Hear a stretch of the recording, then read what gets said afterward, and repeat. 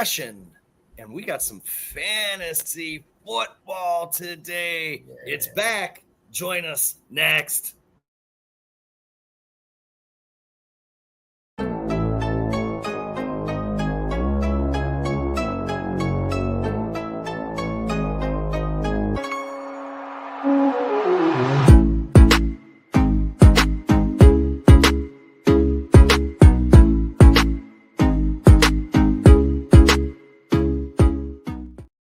Hello again, everybody. Welcome to 4-Star Chicago Sports. This is the Hallis Hall Hangover. Oh, no, this is not the Hallis Hall Hangover. This is the Barely There podcast. Holy mackerel. The heat's getting to me, boys. It's the first hot day. I was in the sun all day. It's warping my brain. This is the Barely There podcast. It is Wednesday in Chicago. The Chicago Bears have wrapped up OTAs. The rookies, everyone's going on break. But before we get to that, how we doing, Kyle? How we doing, Jason? I'm doing good, dude. It's nice to have some warm weather. I wish I could have the window open. I mean, it's kind of oppressively hot out there, but nice to finally be warm, dude. I'm tired of these like 65 degree days. Yeah, absolutely. Kyle, what's up? The heat?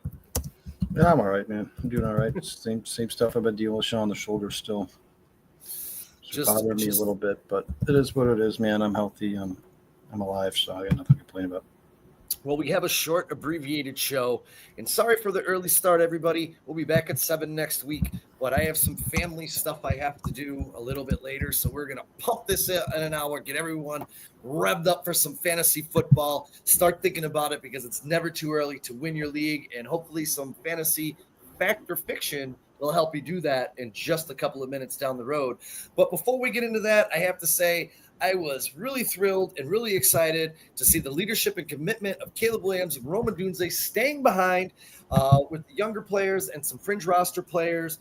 Just shows a maturity that we've all been talking about on these shows for weeks, especially, for a second-year player, him and Rome. And Ben Johnson actually speaking about that, not where they want to be learning the offense. So they decided, hey, we're going to stick around, see if we can accelerate this transition in this offense, help build some more rapport with each other. I thought it was fantastic. Probably the biggest thing for me to take away because they didn't really show many clips. We had 4 interviews yesterday and they were just kind of, vanilla, not really saying much. Jason, Kyle, what did you guys take away from the Bears' last couple of moments here of training camp? We were talking about it before the show here in the green room, if you will, and Kyle got a little heated up over some fan comments about Caleb Williams. Kyle, would you like to comment? Well, yeah, a lot of people have been talking about how Caleb Williams showed up to voluntary minicamp. Obviously, he's not required to do so. That's why it's called voluntary minicamp. The only people that are required to be there are the rookies, and he decided to show up anyway to get further learn this offense and get to build some camaraderie with some of these rookies. And all these Bears fans keep coming out and saying, "Oh, well, he had to be there. It's the second year in a new offense. He's basically required to be there." No, he's not. He's not. If Caleb Williams doesn't show up to voluntary minicamp, he's not being cut off the team. He's not being benched for Tyson Bagent. He's the starting quarterback no matter what. If he wanted to go to Hawaii over the last week, he had every right to do so.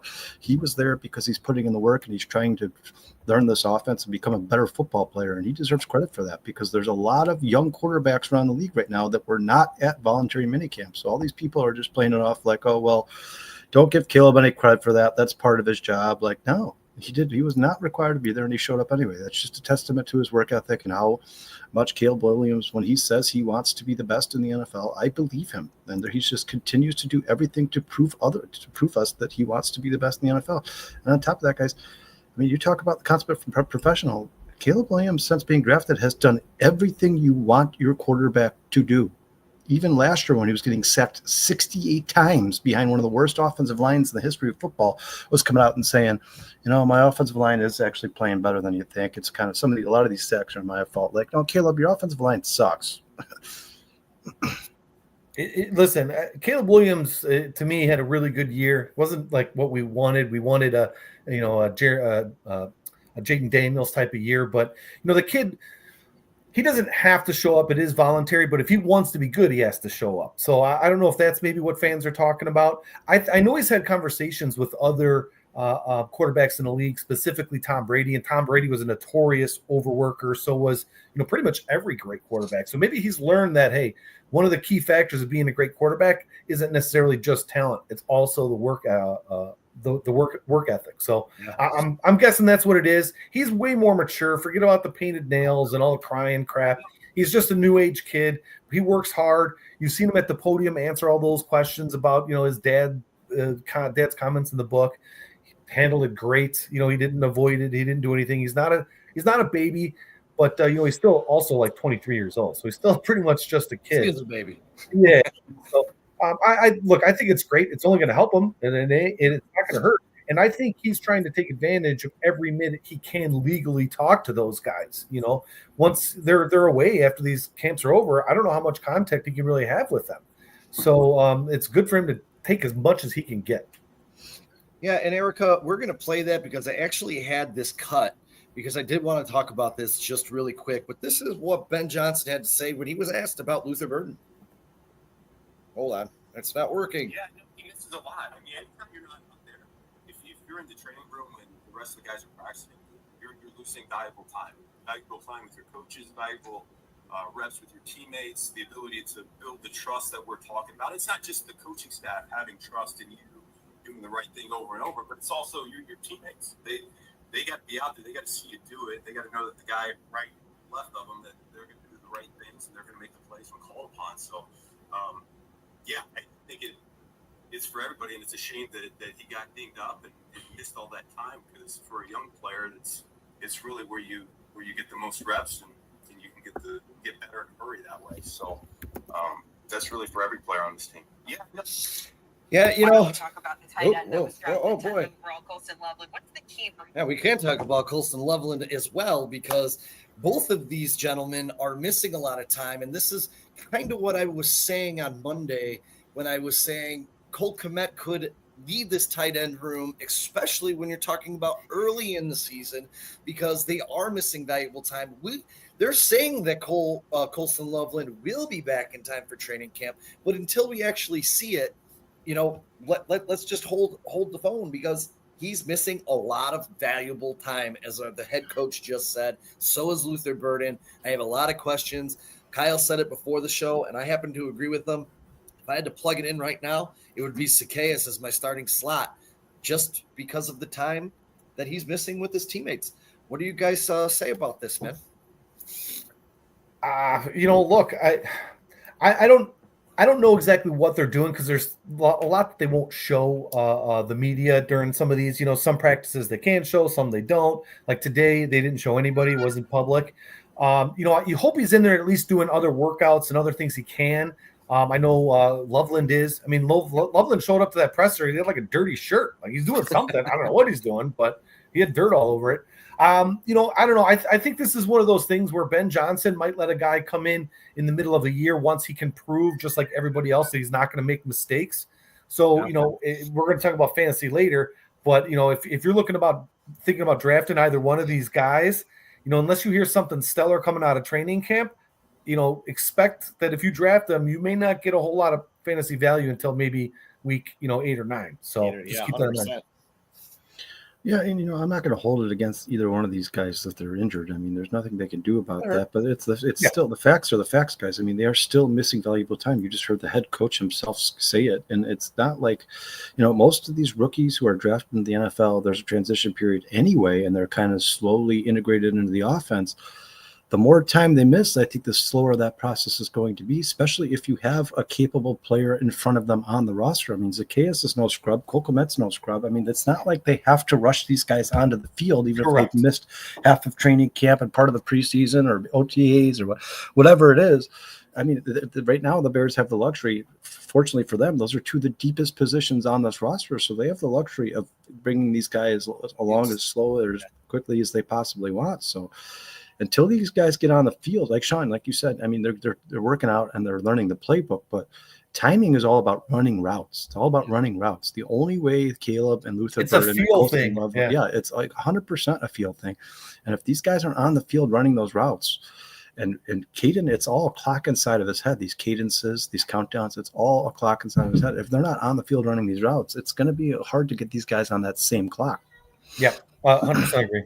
You know, Erica, who are you talking about? Contract dispute? Did I miss it? I think I think Luther Burton has signed his contract, if I'm not mistaken. Oh, okay.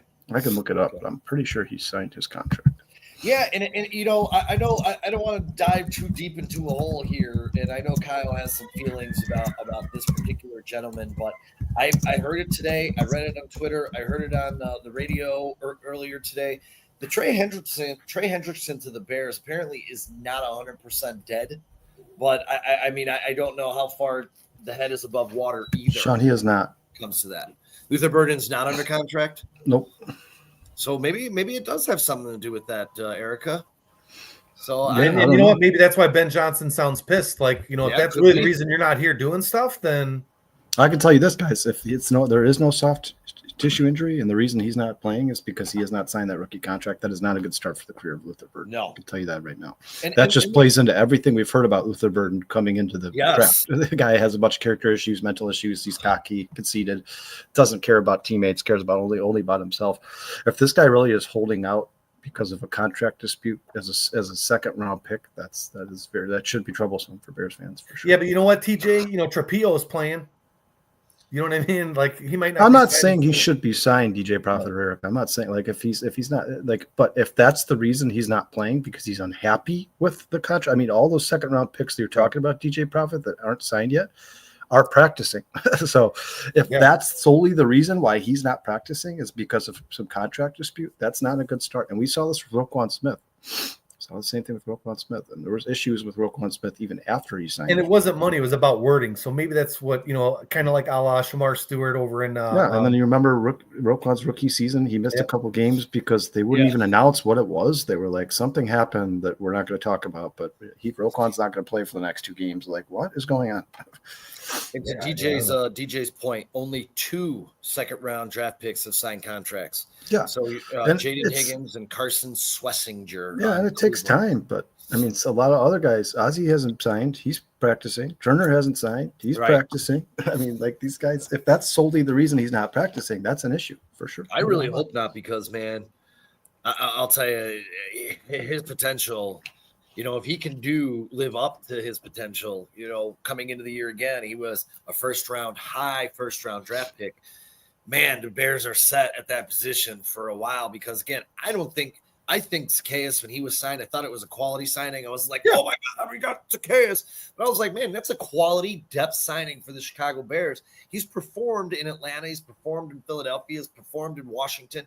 Everywhere he's went, he's made an impact. So that's one of those waiver wire pickups where DJ Moore and Roman Dunze both missed the same game. They're like, they're both going to be out for 1 game due to mild ankle sprains. And you're like, Zacchaeus is going to have 6 catches for 100 yards and a touchdown. Yeah.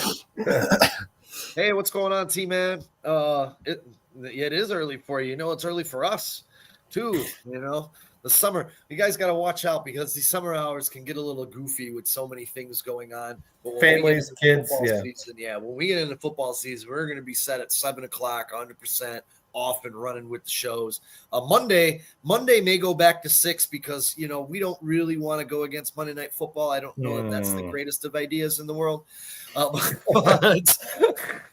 we'll as we get closer to the NFL season. Let's change our show to Sunday at noon. Yeah, right. You want to know what else I got hit with today? YouTube hit me today for the NFL football package, which is a great sign for me because it just means football's that much closer. 89 days. How bad was 98 days, right? What's that? Is it 98 days? I think it's less than that now. Is it either 89 or 98? Because I saw it today. I think it's 89 because they had a picture of Mike Ditka. Yeah, he wore 89, so I think it's 89 days. And guys, too. So coming up to, we're going to be doing over the next month. Well, football is dead, and these guys are on vacation. We're going to be doing a lot of fantasy stuff. We're going to do some gambling over and unders for wide receivers, running backs, quarterbacks, touchdowns, and all this stuff. We're just going to, you know, if any Bears breaking news happens, we're going to bring it to you, break it all down, and we'd love to hear from you guys and hear what you have to say about it. But that's what's kind of going to go on here. Kind of Sean, in this next. What's that? Just two things I want to talk about before we move on in the show. Yeah. Just out of training camp, because guys, like Sean said, this mini camps, all this stuff. There's not much to talk about. It's not like they're showing a ton. And I don't know if you guys noticed, but if you look around the NFL, every team, if you look at all the articles that are coming out, it's like this guy looks great, this guy looks awesome, this guy everyone's looks amazing. awesome right Okay, somebody sucks. Like there's some. I know for a fact somebody out there sucks. But two things I want to talk about.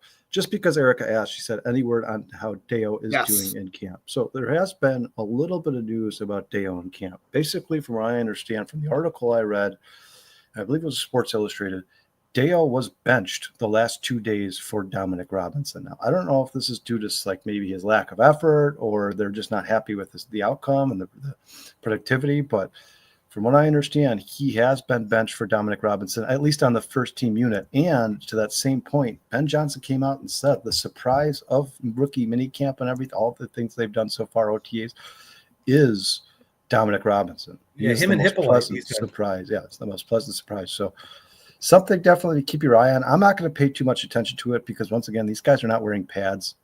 Yeah. And as far as Deo's concerned, he probably knows he's guaranteed a roster spot, so he doesn't have to go 100% as opposed to the rookies and the younger players who are kind of roster bubble players or guys who are trying to make an impact and become starters on this team.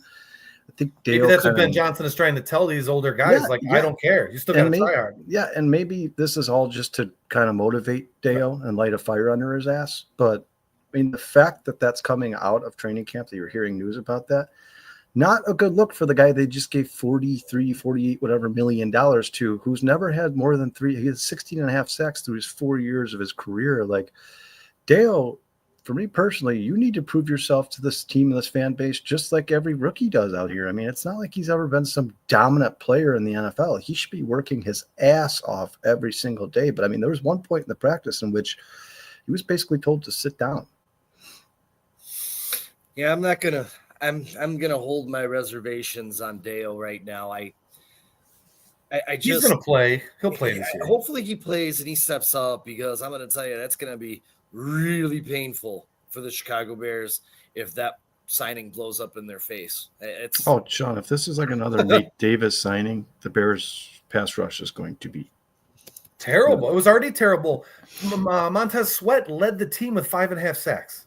Yeah, and they expected Deo to free up Montez Sweat a little bit. So if he comes in here and he's just very average, then it's going to look just as bad as it did last year. So at some point, I'd like to hear something coming out of training camp or preseason about how good Deo looks and how well he's playing. And I'm assuming that that's coming, guys. I do think that Deo probably got the message and he's probably going to step it up here. But like I said, guys, there's just so much of nothing going on right now that every single one, a tiny one of these little stories is going to be blown out of proportion because they have nothing else to talk about. There's just nothing else to talk about.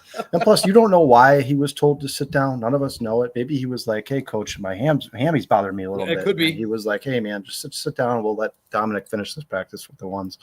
Nobody knows. But another thing I do want to talk about, guys, and I know, once again, I just made the point that some of this stuff's being blown out of proportion. But it sounds like to me, there's a very good chance Ozzie Trapilo is going to get a shot at the starting gig at left tackle. Man, I think the competition is closer than people think. I think a lot of Bears fans came into this offseason thinking, well, it's basically Braxton Jones' job to lose. I don't think so. I don't think so by any means necessary. Remember, guys, of all the guys on the roster who are available to play left tackle, the only one that Ben Johnson and this staff chose is Ozzie Trapilo. They did not choose Kurana Magaji. They didn't draft Braxton Jones. The guy that they all liked, the general consensus this whole coaching staff had was Ozzie Trapilo has the capabilities to be a starting tackle in the NFL. We heard them say it after they drafted. And then, you guys, I told you I watched the tape, and Ozzie looks like a seasoned pro. He looks, his footwork is amazing. Yeah, his side-to-side lateral movement is amazing. He's a massive, massive human being. If you guys got a chance to listen to his press conference in the chat, he's obviously a very intelligent guy, very well-spoken, articulate. I mean, he talks like a 10-year seasoned vet. You know what? Maybe I'm just biased and I'm doing this out of hopes and wishes, guys, but best case scenario for the Bears is Ozzie Trapilo is a really good starting left tackle in the NFL, and he takes Braxton Jones' job absolutely immediately, day one. He takes that job. That would be the best case scenario for the Chicago Bears. Kyle, we know who Braxton Jones is. I will say this, and I'm just going to hold my reservations because I don't want to get too excited. There was a reason he switched and became more comfortable at right tackle in college. I'm just going to leave it at that. Let's see when he gets pads on and people are coming at him, what kind of difference that makes for Trapilo. I look, I hope he is a starting left tackle here for the next decade for the Chicago Bears. I'm just going to hold the phone because he did play left tackle and was better at right tackle in college. It's only going to get tougher in the pros. Like I said, there's just so hard to figure out what to take from these press 100%. conferences and these practices. The fact that they've said Kyle Monangai's name once, cool. They've said Ruben Hippolyte's name once, cool. They've said Dominic Robinson's name once, cool. They have all said Ozzie Trapilo's name 550 times. Like, it's obvious that he's standing out to them. Yeah. And I know Ozzie says, or Dante says, Ozzie was the last guy they had left. No, Karan is on the field. He is practicing. Karan Amagaji is there. He could be playing with the ones, but instead they're using Ozzie. And I thought they were going to rotate, but the day that Ozzie took over with the ones, he just stayed there. They have not rotated them at all. You know what? He said he regularly practices at left tackle and both sides, because he says, you never know when you're going to have to go into a game, but he goes, but I try to keep my body balanced. You're constantly working on, one side of the field.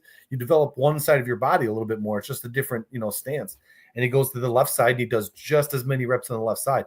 To me, maybe that's why he's so fluent. But you're right. We haven't seen him against a full bull rush. I'd like to see the inner squad, the inner team practices coming up in minicamp. I like to see him in a couple of preseason games and see what happens, and then that's how we'll know. Even that's still not a true test because he's not going up against the Myles Garrett yet. He hasn't gone up against T.J. Watt, which he's going to have to go against both this year. By the way, he's going to have to go against what's his nuts over in Dallas too. So I mean, he's going to have some really, really good competition. There were some really good defensive lines this year. So, and Minnesota's line got better too. Aiden Hutchinson twice a year. Like, dude, he's got some. We're going to see. We're going to find out. And Dante says here he was the last tackle in the draft, is what he meant. And I understand that. And I know we heard Ryan Poles say he was the last starter-ready talent before we went into that second echelon of tackles. But you also, if you listen carefully to that 1920 Bears, you also heard Ryan Poles talk to Ian Cunningham, turn him at one point and say, I think we can make this trade and still get those two guys. So they had their eyes set on Ozzie Trapilo well before they drafted him. He was a guy that they wanted to get. Yes. And they were talking when they said, hey, we can make this trade here. And I think both Shamar Turner and Ozzie Trapilo will still be there for us. That means that they were thinking about him 20, 30, 40 picks before they actually decided to draft him. So, I mean, I'm just saying, guys, if you watch the tape of Ozzie Trapilo, we've seen guys in the past where you watch the tape and you're like, I can see why this is a developmental player. Sure. If you watch the tape of Ozzie Trapilo, he looks like a really good unless he was just playing for a terrible school with terrible competition, I don't see how the transition can happen, because to me, he looked like an NFL-ready player when I watched the tape. His lateral movement's amazing. He's amazing at picking up stunts. He always helps the guy next to him. The right guard in the highlights I saw was always the right guard. If they do stunts for somebody, they basically move somebody to the other side of the line. He just picks up the last guy in the line and that tells the guard to move over. I mean, Ozzie Trapilo looks like a tackle. He looks like an NFL tackle, and both physically and figuratively. He looks like I think I said it last week. It's no better time if you want to try this experiment with an all-pro, future Hall of Famer, Joe Thuney, to his right. So this would be a fantastic if you want to implement this. I do think he'll help Braxton Jones as well. But I've long said this, and I will remain to say this. I always thought when Amagaji was drafted, I know a lot of people thought he was a tackle. I think Amagaji is going to wind up being a guard in the NFL. Yeah, so do I. He's very slow laterally. And you could see that when you watch the tape of Karan. He's very slow lateral from side-to-side movement. So basically you don't want him moving a lot. But, what I don't understand about Bears fans, and you guys can correct me if you think I'm wrong, but it's like people are like, oh, Ozzie's a second-round pick. Be patient. Take your time. Like, you guys, Braxton Jones started for the Chicago Bears as a fifth-round pick at left tackle from day one. If you thought he was capable of starting at left tackle from day one as a fifth-round pick, why wouldn't the second-round pick get the same consideration? Like, by default, just the location in which he was drafted, he should be a better player than Braxton Jones, right? I mean, correct me if I'm wrong. He's also a much more impressive physical specimen than Braxton Jones is. Ozzie Trapilo is an apt. Jason brought up in our meeting before the show here, guys, that when they were interviewing Ozzie Trapilo in their little press conferences, they had to like pan out the camera because he's so big. He's just such a massive dude. Right after it is Hippolyte. So what I want you to do is watch that little video. It's like 15 minutes or something, but they just cut off Ozzie Trapilo and go right into Hippolyte. But if you hit pause or fast forward in YouTube, you can kind of go back and forth and you'll see Trapilo, Hippolyte, Trapilo, Hippolyte. There's like another 4 Bears logos up at the top of the screen above where Hippolyte is. The wide lens angle. Dude, yeah. All the camera guys back up. Everybody back up. It's amazing. But I'll tell you what, we actually brought it up on this show a couple of months ago, right about at the draft, that how awesome would it be if Trapilo winds up being our starting left tackle and we have Braxton Jones as our swing tackle? And it looks like that's maybe what's going to happen. I mean, Braxton Jones is still under contract. He may be not as great as we want him to be, but he's a very serviceable tackle. So if Darnell Wright or Trapilo go out, we've got a guy. We finally have depth on the offensive line, guys. And at least in one position. A lot of people don't know about Braxton Jones because I've heard a lot of people say they don't think he's capable of being a swing tackle because he can't play on the right side. Braxton Jones played right tackle his entire life until his senior year of high school. And the only reason they moved him to the left, it wasn't because he was failing as a right tackle because they thought he wasn't good enough. They moved him to the left because he was the best player on the high school team. And they were like, the best player should be playing left tackle. That's why he was moved. But by all accounts, before that move was made, and obviously you guys are talking about Pee Wee and in high school, you can't really read into much of that stuff. Like Sean's talked about, O'Shawn Johnson's like the best high school football player ever in the history of high school football. But I mean, the guy did it his whole life, and they said he did a damn good job at playing right tackle. I think that Braxton Jones is more than capable of playing both sides. I think he's playing left tackle for the Bears by default. They don't have a left tackle. Braxton Jones is the only guy. Dante doesn't think. He says Trapilo with some chip help, but he thinks our long-term tackle is not on this roster. I respect your opinion. I don't think there's any way of knowing that or being able to say that without seeing what Ozzie Trapilo does in pads against NFL caliber talent, like the preseason or training camp. But yeah, I mean, maybe we're all wrong, and Ozzie Trapilo ends up being the worst of the 3. But that wouldn't be a good look for Ryan Poles. Correct. And as we flip the script here, before we do, I just want to comment to the chat and say I would take Zadarius Smith. I would take Jadeveon Clowney. I would take any of these defensive edges that the Bears could sign or bring in, and I do think they will bring in somebody, a veteran. I don't know who, but I do think that they will at some point. So yeah, and it was kind of disappointing that Zadarius Smith said he had his heart set on Detroit. Like he obviously wants to go back to Detroit. That's where he wants to be, and that's where he wants to play because. Obviously, their team. Why would you want to go back there? Yeah, well, I mean, but it's just the fact that it's the Bears' rival. And maybe that keeps him away from the Bears because he has so much respect for Detroit. He loves Detroit so much. I don't know, but yeah, I agree with you, Sean. I mean, I think you'll start to see more of what this defensive line looks like when they have pads on. But to me, the Bears are still very open to adding somebody who can create some pass rush because right now I think they're still concerned about it for sure. An S with 2 lines through it and a bunch of numbers in front of it or behind it usually helps. And ladies and gentlemen, we're going to debut. We got about 30, 40 minutes left.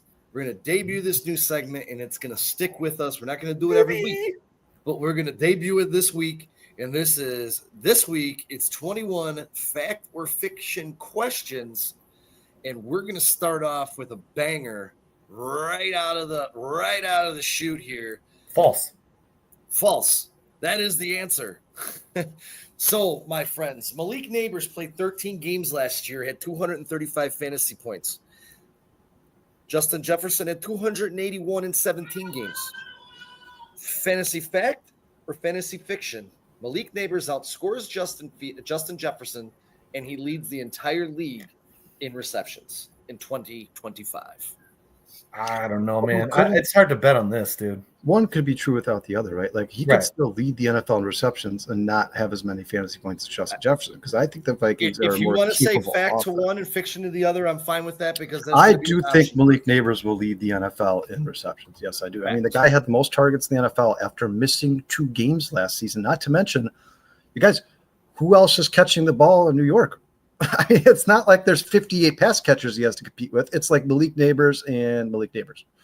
I think he will end up having the most receptions in the NFL, but I don't think he'll lead all receivers in fantasy points. Jason? I'll say fact because look, on both, and I'll tell you why. Everything Kyle just said, and I think that you have a rookie quarterback starting in Minnesota. Whether or not the coach is a genius or not, it's not going to start off blazing hot. So you might have 3 or 4 weeks until that offense really gets cooking in Minnesota, to where Jefferson might only be getting like 4 or 5 receptions. But just out of curiosity, Jason, like where do you think the Giants will rank in offensive touchdowns scored? Like just out of curiosity. It all depends on the rookies, man, and because Russell Wilson is not like the savior, right? Yeah. So I'd put them somewhere around the middle of the pack. I think the Vikings will be somewhere at the top of the NFL in touchdowns scored if J.J. McCarthy has a brain in his head to compete anything that Sam Darnold did last year. They just have one of the best offenses I've ever seen on paper. And I think Justin Jefferson's capable of catching 12, 13 touchdowns. I'd say Malik Neighbors 7, 8. You get Jordan Addison too. I mean, it's a really good offense. It's just, can the quarterback get it cooking and moving like it was? Jamar, do I think he'll beat Jamar Chase in fantasy points? No. And just remember, it was only 46-point difference in 4 games. That's 11.5 points he had to average in those 4 weeks to draw even with him last year with Daniel Jones. And I don't even know who was the quarterback after Daniel Jones. I can't remember. But the only problem I have with League Neighbors is the bracket coverage, because they're just not going to let it give a lot of. They're not going to give him a lot of stuff deep because there's nobody else to worry about. There's nobody else to defend. So they're like, hey, just don't let League Neighbors get past you, because he's capable of scoring 60-yard touchdowns. Jamar Chase and Justin Jefferson are going to score 40, 50, 60-yard touchdowns. And that one play right there is like a 15-point fantasy play. Yeah. I just think if you're in a PPR league, Malik Neighbors will be absolutely amazing for you. He'll be the most consistent player on your team, even if he's not the top scorer on your team. He's going to have the lion's share of targets. Yeah, I mean, he's going to get 12 targets every game. Just catch 8 of them. There's 8 points right there a week. Question 2. Quinshawn Junkins records 250-plus touches and 1,500 total yards and leads all rookie RBs and fantasy points, excluding Ashton Genty. Fantasy fact, fantasy fiction. Fiction. I think there's some bigger guys that are going to get more targets and more shares, and like Caleb Johnson is one. You know how they are in Pittsburgh. They give it to one guy and one guy only. It's not. Can't even remember last time it's been a 2-back system. So I'm going to say fiction on both. He'll be up there, but he ain't going to lead the league. No. Kyle? Yeah, fiction, Sean. I just don't see that happen. I mean, listen, they didn't draft Dylan Sampson for nothing. I still think Drew Ford's a very capable running back as well. All 3 of those guys were relatively decent. I guess you'd say high draft picks for running backs. I know you're talking about 3rd, 4th round, but I mean, running backs nowadays aren't drafted in the 1st round unless it's a guy who's special like a Jahmyr Gibbs or Ashton Genty. I think the Browns are going to have quite a committee there, especially. And once again, just look at the Browns offense. They don't even know who their quarterback is yet. I don't think the Browns are capable of sustaining drives. So I don't know where those 1,500 yards are coming from. I think he's a very good player. And if he was drafted to a team like, say, Pittsburgh, like Jason just said, instead of Caleb Johnson, I think he's more than capable of doing that. I just don't think he can do it on the Cleveland Browns. They're in a quarterback hell right now. The offense is it's not going to work because they don't even know what their offense looks like yet. Keep up on the chat. We got Illinois Jones fiction, Breaking News Bruce fiction, Angel fiction, Prophet fiction. I am also a fantasy fiction on that. Yes. This is a big one, guys. Do you guys see a lot of 3-and-outs in the Browns' future? Yeah. I mean, that's just me. Well, you know what? Their defense is so good. They're going to be like the worst games in the world. I'm actually very interested to see how the Bears play them. But all right, fantasy fact or fantasy fiction? What's up, John? Zay Flowers has led the Ravens in targets the last 2 seasons with 115 and 108. He had 1,059 receiving yards in 24. He was top 15 in YAC both seasons in the NFL, and only one of 3 players in 24 that had a higher percentage of games played. He's one of 3 players with a higher percentage of 100-yard receiving games. In 2025, fantasy fact or fantasy fiction? Zay Flowers outplays his ADP of 59 and his wide receiver rank of 26 and becomes a top 15 receiver this season. I'm going to say fact, dude. I wouldn't be surprised if he's a top 10 wide receiver. Who else are they? That offense moves the ball, and that guy is a machine. Dude, I'm going to be targeting him in both of the leagues. I will say that. I am too. Kyle? Yeah, I'm going to say fact, Sean. If you look at Flowers since he's joined the NFL, his first season he had over 800 yards. His second season he had over 1,000 yards. What that means is he's getting better every year, and I can expect that to continue. You guys have already heard me say that I think the Baltimore Ravens are going to have the best regular season record in the NFL. I think Lamar Jackson's going to be in the conversation for MVP once again, which pains me to say because I think he is a little slightly overrated, but due in large part to Zay Flowers, I think that's why he's going to be in that conversation. And I think the more the Ravens throw the ball to Zay Flowers, good things happen. Good, they should I do agree. it more often. Hey, Jay, we're in a lot of the same leagues. You're going to have competition for Mr. Flowers because I love him this year as well. Breaking news, Bruce here agrees with us, guys. He says fact. Yeah, guys, keep pumping these in. Keep pumping these in, boys, because fact or fiction, I want to see what you guys think about this. Yeah, if you think we're wrong, call us out. Yeah. Number 4. George Pickens had 1,140 yards in 2023, 900 through 14 games in 2024. Sean, with Prophet Dallas? said fiction, just so you know. I just want to get some of these guys' opinions out there. He said on Zay Flowers, he said fiction. Who was that? DJ Prophet. DJ Fiction. Prophet. He said he thinks he loses too many targets to Rashied Bateman this season. Okay. Or likely. Isaiah Likely as well. Number 4, George Pickens is 1,140 receiving yards in 23, 900 through 14 games in 2024. With Dallas in year 1, Pickens sets career highs in yards at over 1,350 and has 10 receiving touchdowns. Fantasy fact or fantasy fiction?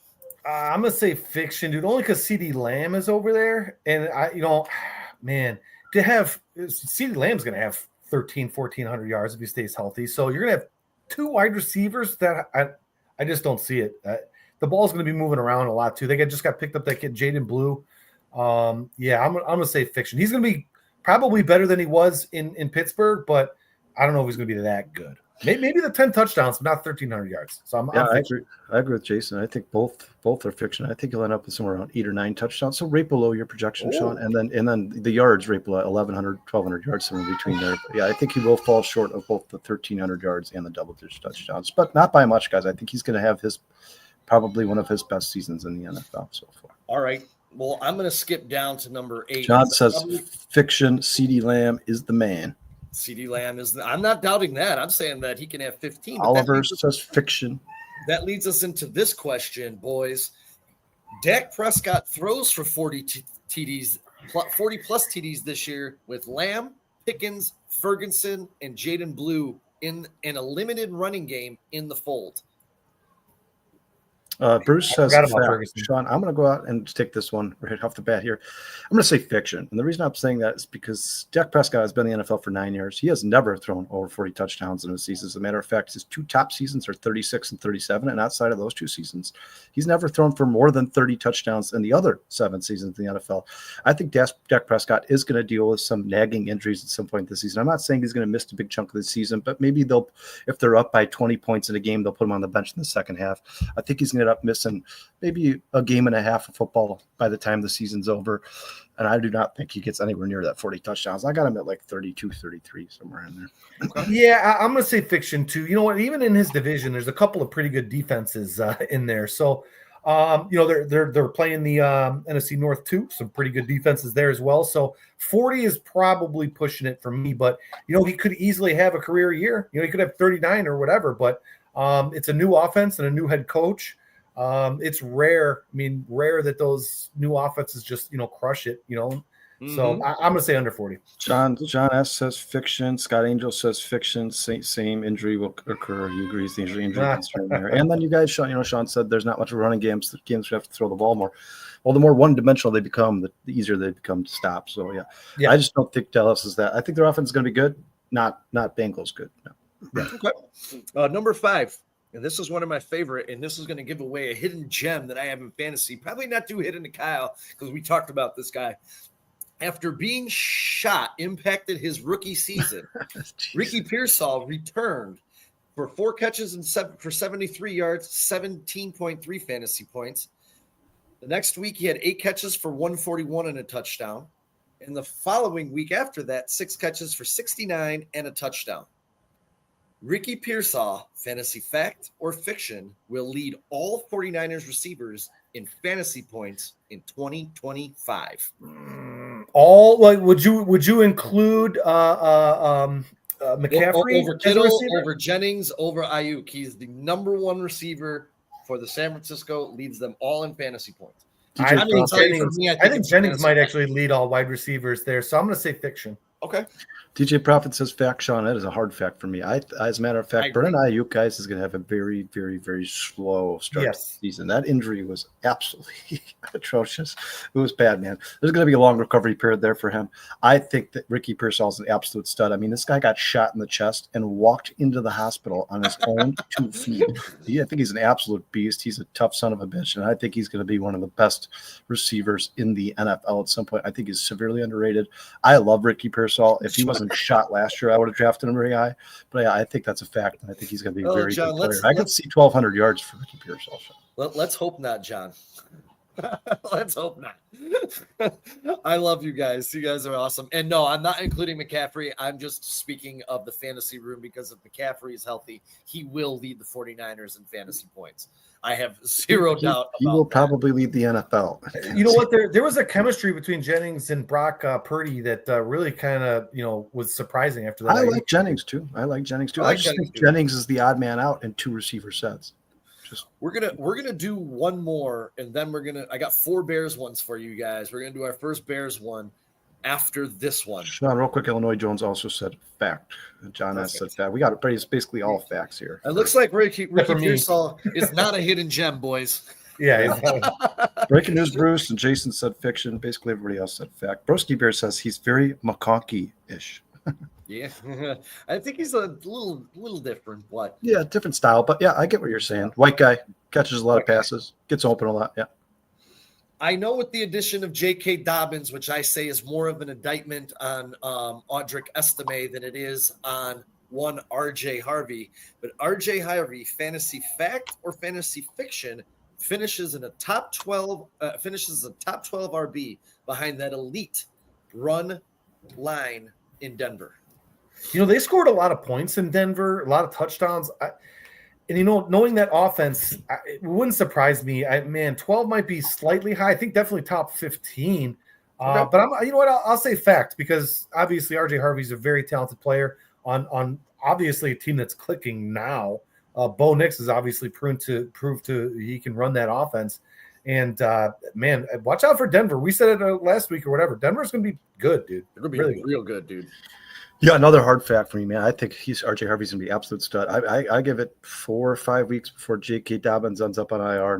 Once again, no disrespect to J.K. Dobbins, but I play the odds. I think history repeats itself. J.K. Dobbins has not finished a season in the NFL. I think he's going to get hurt at some point. Not to mention, wasn't J.K. Dobbins signed to a 1-year contract? Yeah. I mean, a 1-year contract, guys. They basically needed another running back to take care of and get his ass whooped. But at the end of the day, RJ Harvey is the future of the Broncos, and you saw what Sean Payton did with Alvin Kamara. I think he could do the same thing with RJ Harvey there. I think RJ Harvey's going to do a little bit of everything. He's going to run the ball. He's going to catch the ball. He's going to score a lot of touchdowns.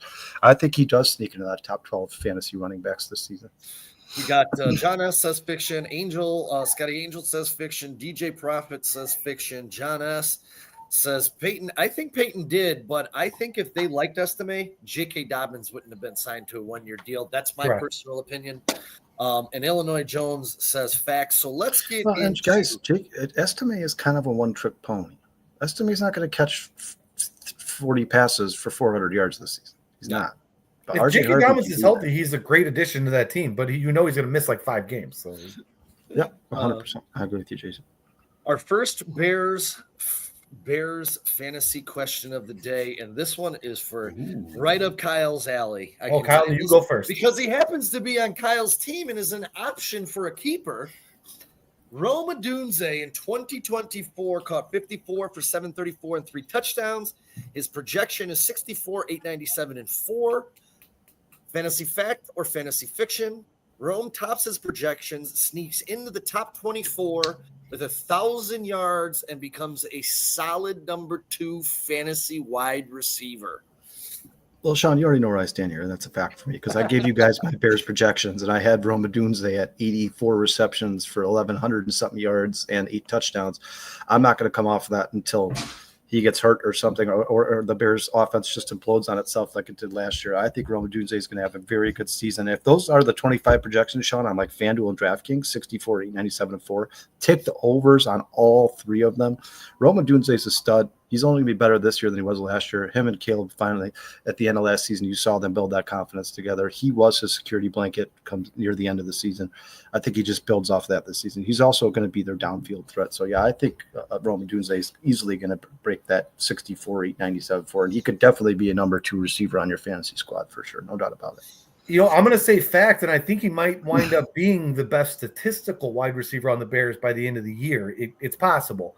It all depends on how well DJ plays. But I'll tell you what, he's had a really slow start in 24. And by that last game, that Packer game, he was making a lot of those catches, those big late catches to get them down the field to kick that field goal. So I'll tell you what, I'm going to say fact all day. I know I'm a homer, but he's a really good wide receiver, dude. He was a really good route runner. 10 for a reason. Yeah.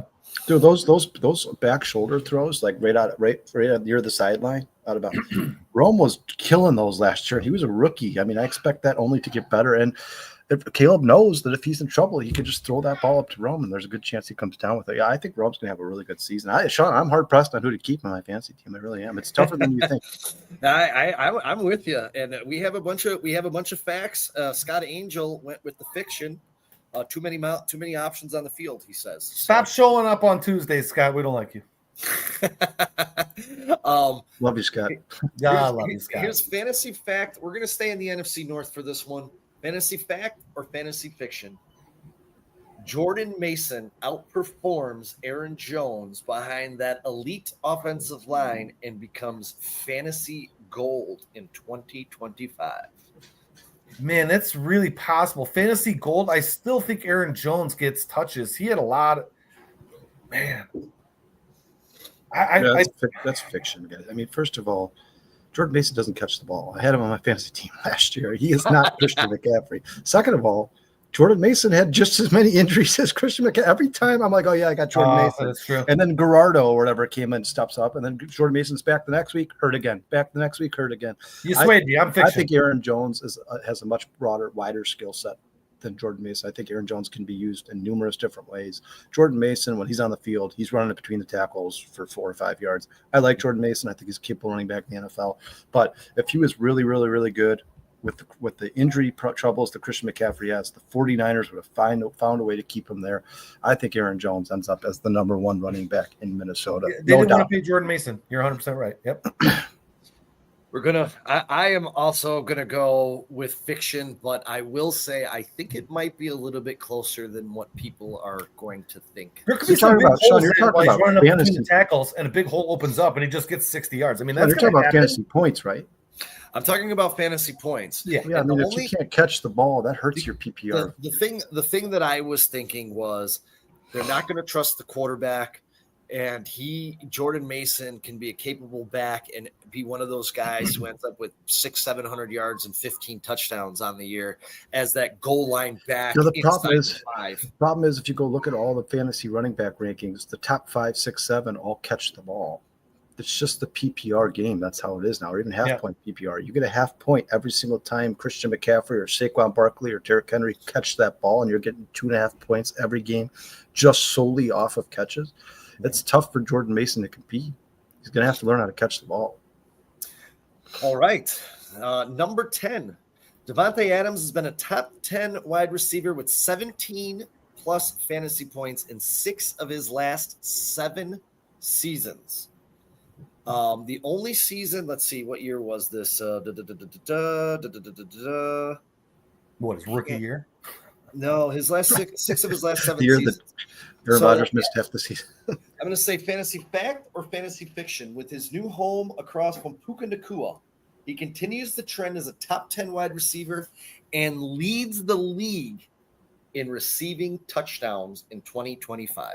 I think that's a very possible fact. I told you this before. I think that connection is going to be amazing down there. There's going to be – that might be the new greatest show on turf down there, dude. You're going to see some long balls being thrown there.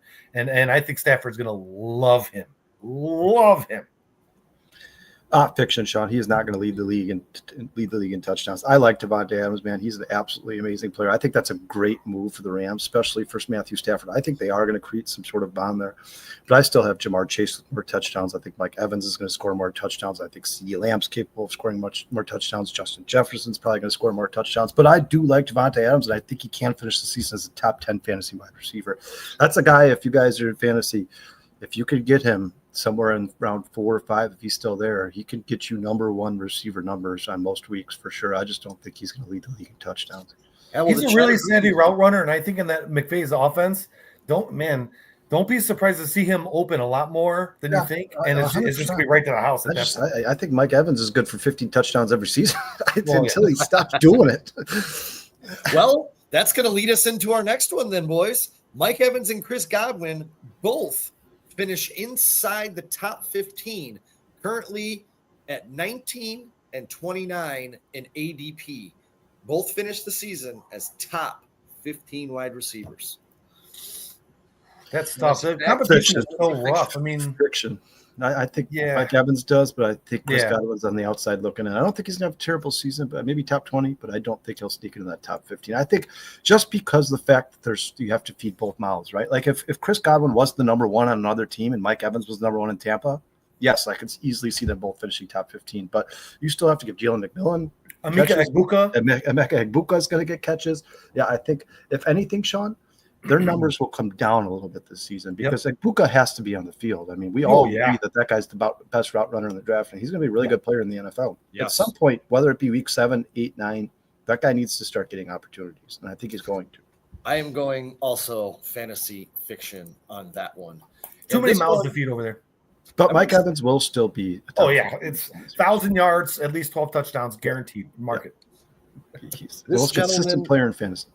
This gentleman, before injuring his leg last year on a freak play, was averaging 18 fantasy points and was headed for over 1,300 receiving yards.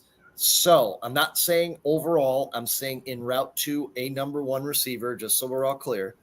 Rashied Rice returns and posts over 1,300 receiving yards en route to a number 1 wide receiver season for the Kansas City Chiefs. Fantasy fact or fantasy fiction? You mean overall wide receiver 1? No, just like the wide receiver 1 on your team. Just a wide receiver 1 on your team. I 100% will say fact. That guy, if he isn't causing trouble or injured, he is a monster. I know I had him. He was destroying for me and then got hurt, and it nearly killed my team. Yeah, that's a fact, Sean. Rashied Rice is an absolute stud. He's only going to get better. Who's throwing him the ball again? What's that guy's name? It's Patrick fucking Mahomes. Yeah, he's definitely going to finish with over 1,300 yards. He is their number 1 receiver. Xavier Worthy is awesome, but Xavier Worthy is one of those guys you can use in a variety of different ways. Yeah. Rashied Rice is the guy who Patrick Mahomes looks to when he's about to get his ass hit and needs to throw the ball downfield. And he was until he got hurt. Yeah, he was a stud, and he's that's who he is. Rashied Rice has nothing to do with forget the injury. This is who Rashied Rice is. He's a stud. He's going to be one of the best receivers in football. He's going to finish the season with over 1,300 yards, unless Patrick Mahomes hits him in the knee and hurts him. All right, we're gonna do 2 more, and we're gonna get to another Bears one. This one I find to be very interesting because Kyle, I know you and I don't know where Jason stands with these two, but I know that you and I love both of these guys. And I almost threw another rookie wide receiver in here, but I did not. Sean, real quick, sorry, man, but I just want to – Scott said fact on Rashied Rice. Breaking news, Bruce said fact on Rashied Rice. Just want to get to some of these guys in the chat here, man. All right, let's keep pumping them in, boys. Kyle Williams and Trey Harris both post 1,000 yards as rookies. Fantasy fact, fantasy fiction. Fact. Yeah, I think it's fact. It's very possible. They've got some good passers there. They've got offenses that are on the rise. New England may be a little rough, but I don't know. Kyle Williams by default is their number 1 receiver. Yeah. He's their number 1. He's exactly what Drake May needed, and he's going to get the ball early and often. He's going to get the ball a lot, and he's a good player. Trey Harris is an absolute stud who's now going to be matched up with Ladd McConkey. I mean, it's going to be one-on-one. If I can get both these guys in fantasy, I'm ecstatic. Yeah, ecstatic. I am Scott Angel is fiction. Illinois Jones is fact. Bruce, breaking news, Bruce is fiction. I am with Kyle on this one, and I am going fantasy fact. Sean, One of those guys is going to wind up somebody's keeper. Sean, you and I both have Trey Harris as the number one rookie Yes. wide receiver Yeah. in fantasy. So Yes. it would be really dumb for us to say fiction on Trey Harris for sure. I think he's an absolute stud. We're going to do one more, and then we're going to get to a big-time Bears question that I can't wait to put out there. With Sam Darnold under center in 2025, Ken Walker and JSN both finished outside of the top 20 at their positions. Walker finished 28th in 2024. JSN finished 10th overall as wide receivers. Zach Charbonnet was 26th. Fantasy fact or fantasy fiction?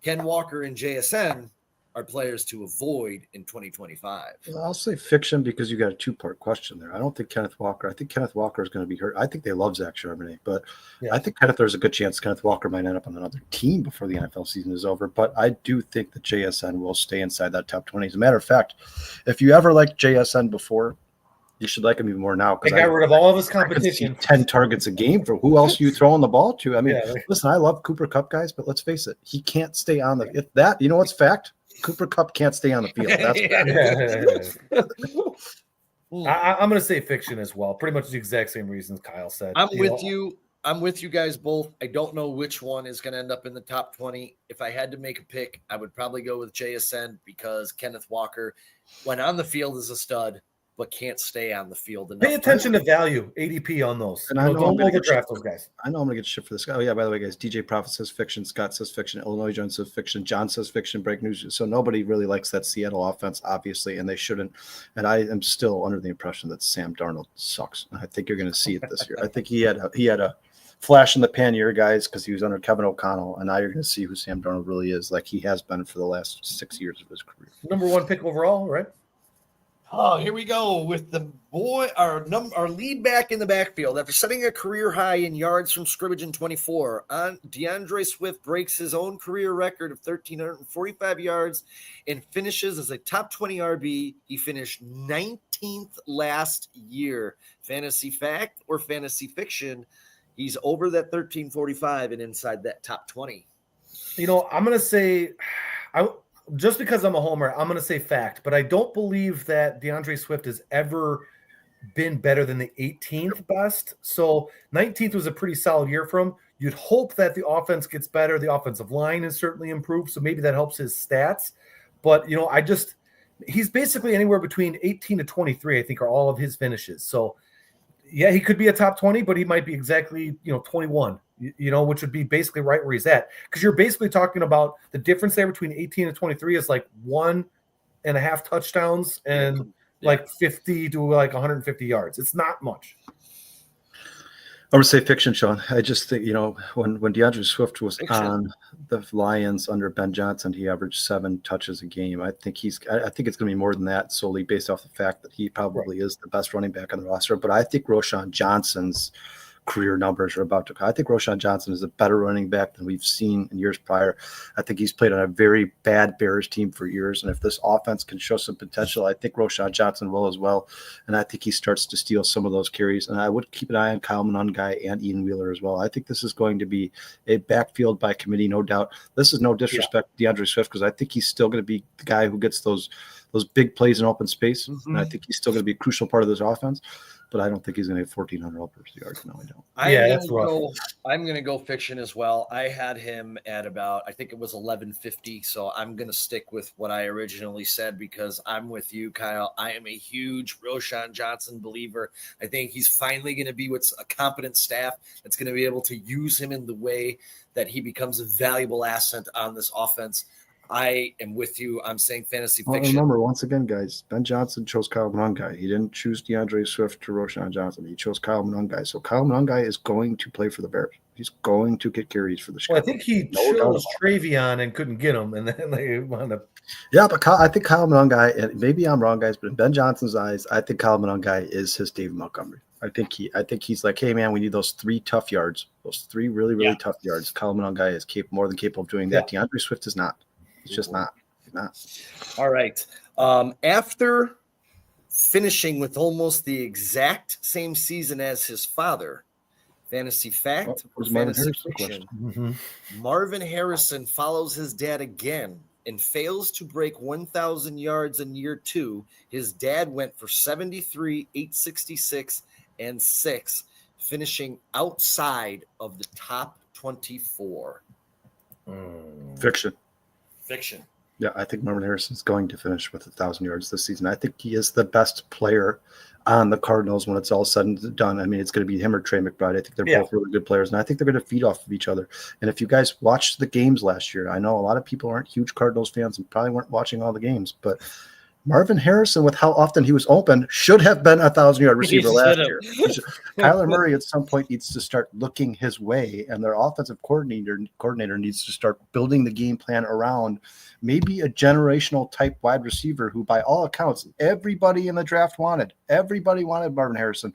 Marvin Harrison was drafted before Malik Knowles in his first year, but Marvin Harrison's going to be on my fantasy team, Sean. I'm going to say fiction as well. Historically, wide receivers do better in their sophomore seasons. He's obviously got the pedigree. He's a very smart player. If you've ever seen him play college football, he's a monster. If they get him the ball, which they should, because I think the owners will fire everybody if they don't, he's definitely going to hit 1,000. Agreed, Jason. Yeah, a fact. He's going to be 1,000. I am also going with fiction. I think he's going to have a big time second year. And for our Derrick Henry keepers out there, the chat is also fiction. Sorry, it would be fiction. Sorry, guys. Yeah. Fact for 1,000 yards, fiction for he's not going to follow his dad's. Fact, everybody gets fired if they don't throw him the ball. Coming off 16 TDs. Yeah, Jason, that's fact for sure. They might get fired anyway, dude. Yeah. Coming off 16 TDs in 2024, Derrick Henry scores a career high 18 touchdowns at age 31. His career high is 17, my friends. I'm going to say facts because I'm never, ever betting against Derrick Henry ever. He's not a normal human being. 31 is nothing to him. He's got the body of a 25-year-old. Yeah, you know how I feel about the Ravens. I think this is the team they're going to beat up on the NFL all year. I think the Ravens are probably the best team in the NFL outside of the Eagles. If you look at their roster, I think Derrick Henry is going to be even more comfortable in this offense. I think they're going to be more creative with what they can do with Derrick Henry and Lamar Jackson in the backfield. And I think Derrick Henry is going to absolutely explode this season. He's another guy who, if you are in fantasy, if you got a top 5 pick, do not beat yourself up for drafting Derrick Henry. He's going to be an absolute stud this season. And I have a fact. I think he scores 18, 19, 20 touchdowns somewhere in there. I'm going to go fantasy fact. I think that he will, unless he gets injured, will easily top. Oh, Sean, look at this. Broski Bear says the Steelers are better than the Ravens. Ooh, wow. I'll have what he's having. I don't know about that one. Let's see. How many do I got left? Here's a tough one, guys. And this is probably the toughest one to think about. Courtland Sutton outscores Drake London. And for those who don't know, Drake London absolutely went off with Michael Penix. He was averaging 21 fantasy points a game when Michael Penix took over down the stretch. So they obviously have a rapport. Courtland Sutton's obviously with Bo Nix. This was a very hard one for me. Yeah, this is really tough, Sean. This is really tough. You know what? I'm gonna say Courtland Sutton does have a better year because I think he's on a better team, better offense. Jason, push. Push. Yeah, that is the Jason. A push. Push. No, but seriously, Courtland Sutton, I think will have a better year. I think he's only going to get better. I think the offense as a whole is going to get better. We've talked about the running back they just added over there in Denver. They're just going to be a better team. So I do believe that is very possible. Drake London, that's his third year, right? Not his rookie year. So we'll see if Penix can keep it up. I wouldn't be surprised if something happens. You get a sophomore slump out of Penix, and they don't know what's going on over there, and you see Kirk Cousins come back in, and then Mooney starts getting the receptions again. So who knows? But I'm gonna say I think Courtland Sutton does do better than Drake London. Yeah, I'm taking Sutton as well, Sean. I think there's the Broncos offense is to be a more high-powered offense. I just think because of Sean Payton, although I love the roster that Atlanta has on paper on offense. I love Darnell Mooney, Drake London, Kyle Pitts, Bijan Robinson, Tyler Algier. I think that's a very good, capable offense. The NFL, their offensive line is no scrubs either. But yeah, I'm going to have to go with Courtland Sutton. I just think Courtland Sutton's going to continue to build off what he did last season. And There was a And that's couple not to games say don't last year. draft Drake London. Drake London's No, I also like them gonna be both. good. Like Yeah. Sean, it would surprise me if they both ended with 1,243 yards on the dot. I This would be like, this that's one was not tough, surprising. man. This one was tough. When I was thinking about it, I was like, shit. I like Courtland Sutton a lot, though, man. Yeah, I think yep. it's just Well, boys, I we're think down to last our- year you saw who he really is. We're down to our final three, and I saved my three favorites. You guys already kind of answered one of the final three a little bit ago, but we'll finish on two Bears questions. So this one will be my favorite running back in the draft. Caleb Johnson assumes the Najee Harris role in Pittsburgh with over 1,300 yards and finishes as a top 15 RB. Harris in 24 had 1,326 yards from scrimmage and 6 touchdowns. Fantasy fact or fantasy fiction? And Dustin, you missed the Judkins question because I asked it earlier, buddy. I'm 100% fact on this. I think Caleb Johnson's going to be a monster. It's just, listen, that's how they run the ball there is they give it to one guy and one guy only. They pass the ball to one running back. That's all they do, and they have forever. So I think he's, just by sheer volume, is going to have a very good year. Aaron Rodgers isn't great, but he should be able to move the ball up and down the field. I mean, he's still Aaron Rodgers. So don't be surprised if that guy, Caleb Johnson's a big reason why Mr. Rogers looks good. I just want him to lose when they play the Bears too, by the way. If we can somehow have a cool moment and like break his back and he can never play football again, that would be great. Yeah, 100% fact. I think for me, guys, of all the drafts, the rookie running backs drafted, I think he went to the perfect scenario. I think it's even better than Ashton Jeanty in Vegas because I think Vegas still has some work to do on the offensive line. But I absolutely love him in Pittsburgh. Now, the Pittsburgh offensive line needs some work as well. But Caleb Johnson's a stud. He actually does remind me of Le'Veon Bell, and it's not just the yellow and black guys. He does his running style reminds me a little bit of Le'Veon Bell, and I think Caleb Johnson's going to be a beast. I think he's going to be much better than Najee Harris. And like you said, Sean, Mike Tomlin already came out and said, we're going to give this guy close to 18 carries a game. I mean, he should be in the top 15 by default. As long as he doesn't get hurt, yeah. He's going to get everything. Jalen Warren is still there, but Najee Harris was averaging those yards with Jalen Warren there. I think both of those guys, and Kyle will tell you, I've long been a Jalen Warren fan. I love what he brings to the table. He's just not but Jalen Warren only comes in when they're like obvious passing situation. Right. Like they know you're passing the ball, so they just bring Jalen Warren in. But yeah, I think Caleb Johnson can do a little bit of both. I think he's a much better pass catcher than Najee Harris. And I know Najee Harris can catch the ball, but he just doesn't do much with it after he catches the ball. Sean, that was your favorite guy since day one from the draft. Yeah, I hope he has. I hope I can draft him because I see Scott Angel's all over him, and I know you guys are going to be all over him. So I'm going to have to plan my strategy. And Ron, I believe it's week 12 when the Bears play the Steelers. So the last two boys, before we put a bow on this, so I can get to my family affair here, and you guys kind of answered this one, so I'm just going to ask it. DJ Moore leads the Bears in receiving yards and returns as a top 20 wide receiver. Fantasy wide receiver in 2025. Fantasy fact, fantasy fiction. I think he has his best year. Over with. I say fact. I think he would just a few. I think I had him projected at like 1,293 yards and Rome Odunze at like 1,202. I think DJ Moore is right now the alpha male here. I think he's going to be their Amon-Ra St. Brown. I think he's going to be the guy who gets a lot of work at the line of scrimmage. And we already know he's one of the top 5 receivers in the NFL at yards after the catch. I think he's going to look even better this season because they're going to scheme him more open. Yeah, he's a coach that can scheme him open. Yeah, there's going to be a lot more open room around him instead of like 4 receivers all bunched up in the same spot. Yeah. And I think DJ Moore takes off this year, guys. I think he's. Well, we got a lot of facts in the chat. And DJ Prophet says, let's hope fact. And John S. says fact. I am obviously a fact. Everyone knows my affection. And everybody's a fact. Ron's a fact. Scott's a fact. Illinois Jones is a fact. DJ Prophet's a fact. Where's T? Was he a fact? Jason's a fact. You're a fact. I have a strong feeling Dustin's going to come in here with fiction in a minute here, but everybody else is a fact. All right, here we go. Here's what's up, Space Time? Have you guys ever seen Space Time? I don't think I've seen Space Time. No, Space Time. What's going on, man? Burton, they're saying he's going to be on the field by training. Yep. Him and Colston Loveland. But thanks for joining the show, Space Time. Everybody in the chat, please hit that like and subscribe button if you haven't already. Anybody watching on Twitter, please go over to our YouTube channel and hit that like and subscribe button. We appreciate you guys so much for being here. Thank you, Sean. Sorry, we're not just saying some faces. We actually have good content for you. Here we go. Here's the big one, boys. The proverbial what would you call it? Grand finale. Here it is. You ready? And we're off. Where did it go? Caleb Williams throws for 4,000 yards and breaks Eric Kramer's 29 pass touchdown franchise record and becomes, you can't see it in the quarter because the chat's covering up, but a top 10 fantasy football quarterback in 2025. What's the chat think? What do you Facts, boys? there? These are facts. Caleb Williams is about to have the best season that any quarterback has ever had for the Chicago Bears. And to be honest with you, it's not really saying that much, but I do think he will get over 4,000 yards, and I think he will break that 29 pass touchdown record. I think the interceptions will go up as well.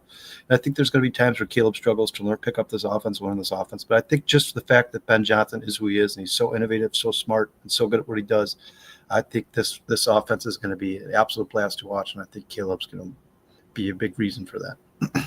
I'll tell you what, I definitely think he gets that 4,000-yard mark. He really only needs like 38-70 or something like that to break Kramer's number one most yards for a quarterback. No, Jake Cutler has the yards, doesn't he? Yeah, I think it's Cutler. Yeah, no, Eric Kramer had 38. I thought Cutler had 39. Single season. Single season. I was just looking at it, yeah. Yeah, it's Kramer. It is Kramer. Yeah, but who cares? I mean, it's terrible. Yeah, I mean, either way, it's very close. It doesn't really matter who has the record. It could be Sid Luckman for all I care. The 29 passing touchdowns for sure, I believe, is going to happen because what Caleb had, 24 or whatever, 23? Yeah. And then I don't know if he becomes a top 10 quarterback, though. I think there's a lot of really good quarterbacks, fantasy-wise. To be top 10 is going to be hard to push in there. Well, I mean, who do you got above? This would take up too much time, but I think it's top 10. I think you guys can stay on and discuss it. I got to go meet my family. We're good. I think it's going to be. I think he's going to do both. Personally, I think it's fact. I think for the first. I think he's do all three. Yeah, I agree with DJ Prophet here. We deserve it so much as Bears fans, as a fan base. I've been praying for this my whole life, and it's finally going to be here. I'm 47 years old. For the love of Christ, I'm finally going to get it.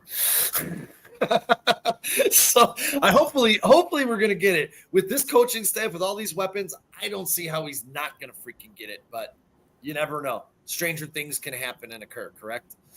So I think Caleb Williams opens a lot of eyes this season, boys. I think a lot of people are going to be like, oh, shit, especially NFC North fans who aren't Bears fans are going to be upset about the Caleb Williams. Very likely the best quarterback in our division, which is great for once. When has that ever happened? Hey, and ladies and gentlemen, don't forget, we're going to be doing fantasy over the next week. We're going to give you all types of keys. We're going to get in depth with players, throw in statistics and stats out there that you guys probably never heard of. And we will also be doing Sean's hit it or quit it or betting selections, guys. I think right now they have DJ Moore over 900 yards on FanDuel, Sean. Hit it or quit it. That's a bam. Hit it.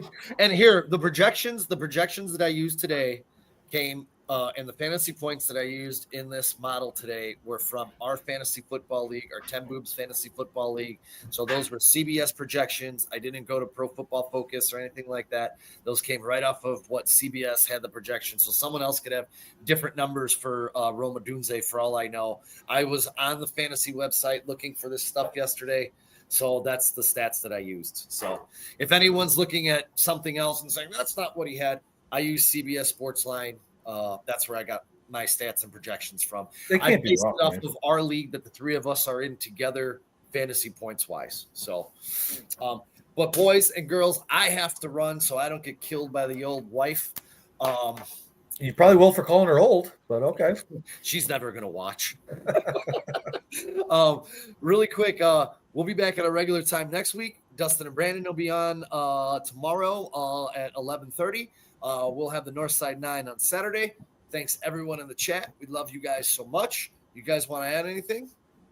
Nope. You got something to add. Anything you want to get out there before we wrap up? Shit. Fuck Green Bay. All right. Yeah. Let's go. That boy. And we're going to try and get Austin Booker on here to say that live on our show one day. Just want to say, as always, man, thank you so much. The chat, Illinois Jones, Breakers, Bruce, Scott, Space Time. It's a new joiner here. Appreciate you for joining the show, man. DJ Prophet, I missed guys. John S., Illinois Jones, everybody who joined the show today. We thank you so much, guys. We appreciate it. And I'll miss everybody. I'm going to be on vacation, so I'll see y'all in a week. I may check in from sunny Florida. We'll see.